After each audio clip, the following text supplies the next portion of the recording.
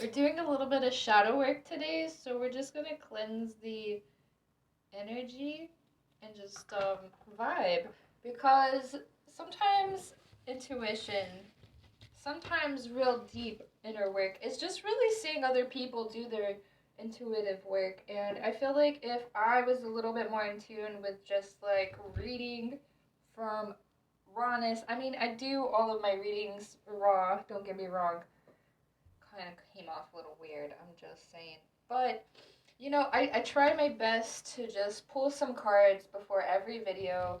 And I know that it's one thing to see that I have these three cards in my hand, but I really want to just work on just shuffling right in front of you guys so you can really see how intuition works. And also maybe just get a little bit of clarity on like the day because we don't really have a defining message for today. I'm kind of like a little stumbled. Obviously, it's kind of obvious. So we're just kind of going with the flow today because again, sometimes we just got to go with the flow. Ah, so funny. That's cute. But yeah, so it's really important to just kind of let things be, and I think that is the most important lesson. Maybe that's the message today, actually. It really is.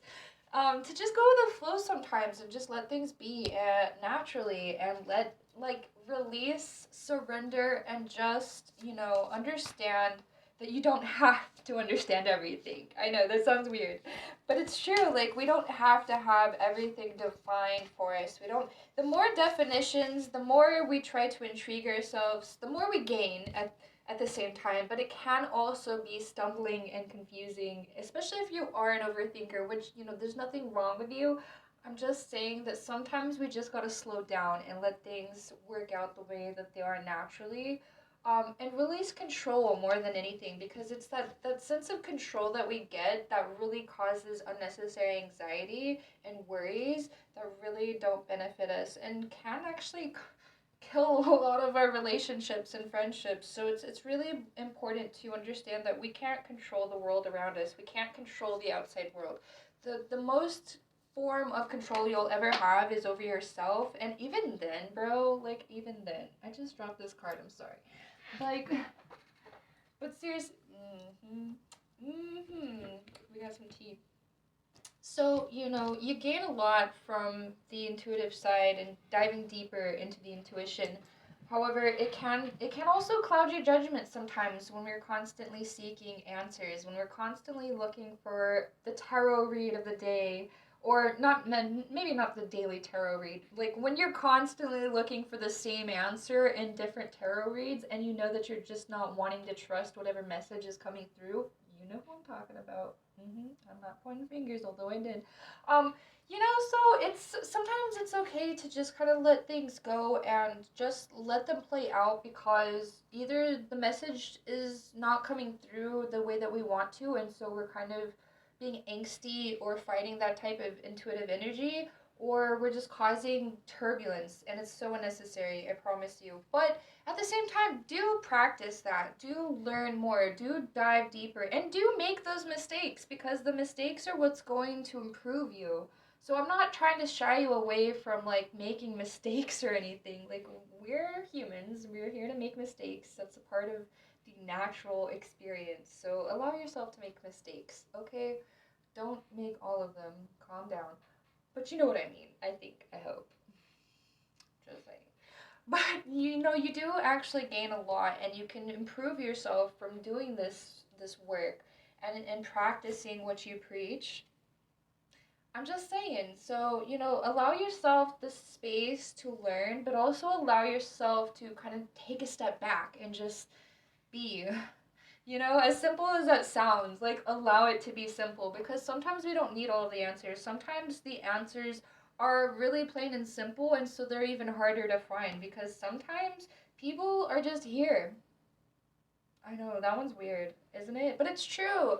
So practice prudence because it's going to allow you to be a lot more disciplined in your work and in your relationships and whether that be romantic or friendships. You know what I mean? Like relationships aren't really defined by like romantic energy. Sometimes relationships can develop over time, and maybe they're built off of things that are esoteric. Who knows? But it's really about pouring into your own cup and just letting energy flow freely for other people too, because we get involved with other people, places, and things, and so we can have doubts about the people around us, which is overthinking. Don't get me wrong, and it's not really healthy to do, but it does happen, and that's okay. Because we should question reality, we should question the integrity and the intentions of others. But that doesn't mean that we necessarily have to worry and feel so defeated all the time. So that's the main focus here, is not feeling so defeated by your work. Maybe there will be a message today. It's just hidden from both of us because we both gotta listen to it. I'm just saying. So, allow yourself to have this free experience.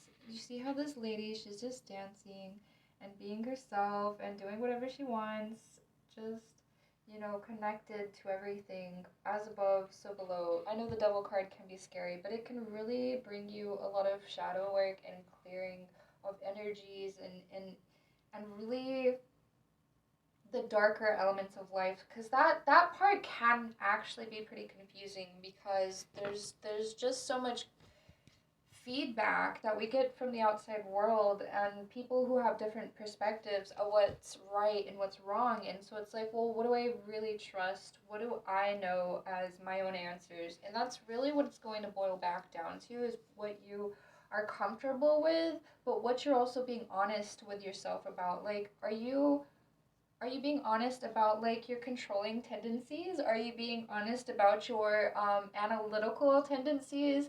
And are you like these are triggers? I know. I'm sorry, but that's we're here for it. We're here for the triggers too, because it's gonna help us. It's gonna help us with our shadow work, and it's gonna help us grow. So allow yourself to feel triggered sometimes too, because that'll help you surface these thoughts and these ideas that are holding you back in life, and it will allow you to really learn more about yourself too, because you're being honest with yourself.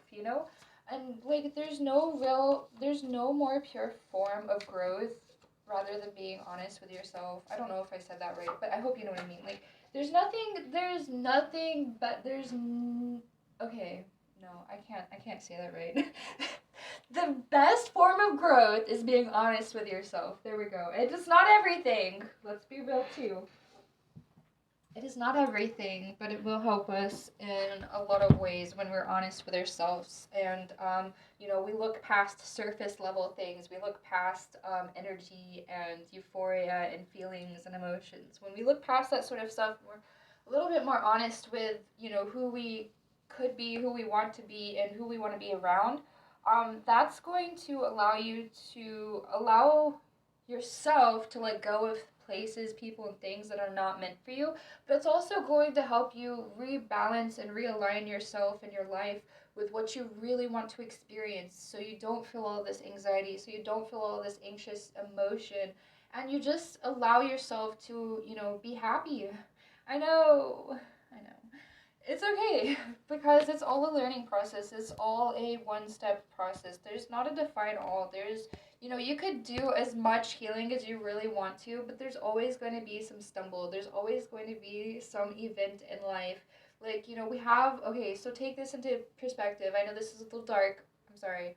But, there's life and death. We're always going to have to face death and life at the same time. So whether you're creating another person, through reproduction or, adoption, whatever it is, or if you're trying to, cut ties with old situations and old patterns of yourself, and you don't want to be engaged with like toxic relationships, toxic friendships, and toxic interactions, or just interactions that just don't benefit you, because like, okay, maybe like having people comment on your stuff, this is just an example, like, and just not having the necessitation, that is not a word, the necessary emotion of, you know, feeling like you have to respond to that person, you have to explain yourself, you have to validate. Maybe it's not even about validation, maybe it's just like, you know, somebody's like trying to pry out of you. And sometimes there's a lot of people online that are just trying to hear what they want to hear, or they just want to know what your perspective is so they can judge you for it. So I'm just going to put that out there. So we don't have to explain ourselves to everyone always. Like, that is something that we might feel emotionally, that we need to over explain ourselves, or, you know, allow other people to understand us better. So there's this deep wound, and it's really about going back to acceptance and validation.